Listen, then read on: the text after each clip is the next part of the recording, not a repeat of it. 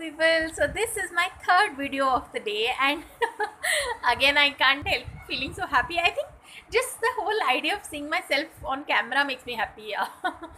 So in fact, Amitabh Bachchan also says that no matter whether if he's not well or if it's been a long gap or something, but the moment he faces the camera and lights and the director says action, he comes into his element. So. Uh, we are just lucky that we are born in an era where we don't need all that action and all. We can just switch on our own little phone or camera or whatever and shoot, isn't it? So it's a 40-second video right now, but this is a little known secret of Amitabh Bachchan, that he just says that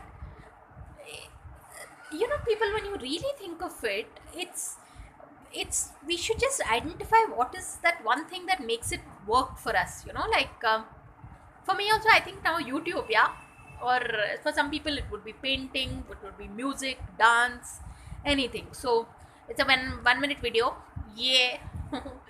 And that's what I'll see you soon in my next video. So on that note, thanks for watching, people, and please subscribe.